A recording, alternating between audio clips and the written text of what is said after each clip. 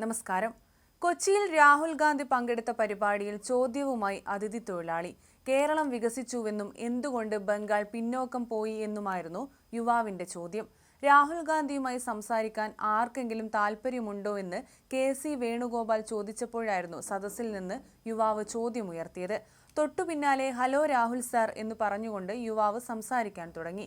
യുവാവിന്റെ വിളി കേട്ട് രാഹുൽ വേദിയുടെ മുൻഭാഗത്തേക്ക് വന്നു. യുവാവിന്റെ ചോദ്യത്തിന് കാതോർത്തു. കേരളം വികസിച്ചുവെന്നും എന്നാൽ ബംഗാൾ എന്തുകൊണ്ട് പിന്നോക്കം പോയി എന്നും യുവാവ് ചോദിച്ചു.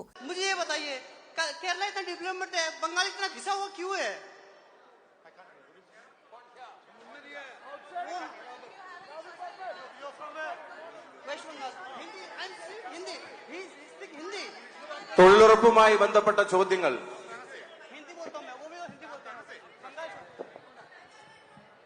ഇതിനിടെ തൊഴിലുറപ്പുമായി ബന്ധപ്പെട്ട ചോദ്യങ്ങൾ എന്ന് വേദിയിലുണ്ടായിരുന്ന ഷാഫി പറമ്പിൽ പറയുന്നുണ്ട്.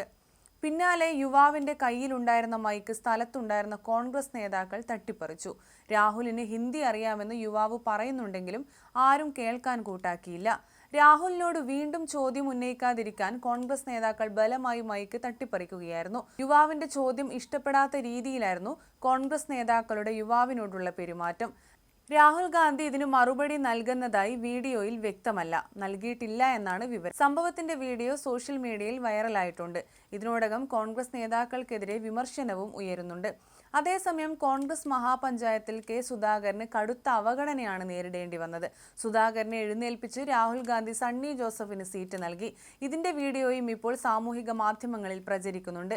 ഇതിനെതിരെ സമൂഹ മാധ്യമത്തിൽ നിരവധി പ്രതികരണങ്ങളും വരുന്നുണ്ട്. സമീപത്തിരുന്ന കെ സുധാകരനെ എഴുന്നേൽപ്പിച്ച് രാഹുൽ ഗാന്ധി സണ്ണി ജോസഫിന് സീറ്റ് നൽകുകയായിരുന്നു. മഹാപഞ്ചായത്ത് എന്ന പേരിൽ എറണാകുളം മറൈൻ ഡ്രൈവിൽ UDF സംഘടിപ്പിച്ച വിജയാഘോഷ ചടങ്ങിലാണ് മുൻ KPCC പ്രസിഡന്റായ കെ സുധാകരന് അവഗണന നേരിടേണ്ടി വന്നത്. ആദ്യം മുതൽ തന്നെ രാഹുൽ ഗാന്ധി കെ സുധാകരന് അല്പം പോലും പരിഗണന നൽകിയിരുന്നില്ലെന്നും ഒരു വിഭാഗം പറയുന്നു. ചട്ടപ്രകാരം KPCC അധ്യക്ഷൻ സണ്ണി ജോസഫാണ് അടുത്തിരിക്കേണ്ടത്. പക്ഷേ കെ സുധാകരന് നേരിട്ട അപമാനമായിട്ടാണ് സുധാകരൻ ഫാൻസ് വിലയിരുത്തുന്നത്.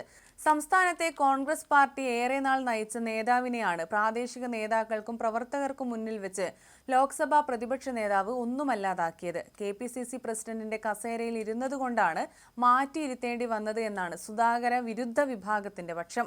അതേസമയം ദൃശ്യങ്ങൾ വ്യാപകമായി പ്രചരിച്ചതോടെ കെ സുധാകരനെ അനുകൂലിക്കുന്ന വലിയൊരു വിഭാഗം നേതാക്കൾക്ക് പ്രതിഷേധമുണ്ട്. ഏത് ശക്തനായ നേതാവിനും സ്ഥാനങ്ങൾ നഷ്ടപ്പെട്ടാൽ കോൺഗ്രസിലെ അവസ്ഥ ഇതായിരിക്കുമെന്ന മുന്നറിയിപ്പ് കൂടിയാണ് സംഭവമെന്ന് കോൺഗ്രസ് വിമർശകരും വിലയിരുത്തുന്നു.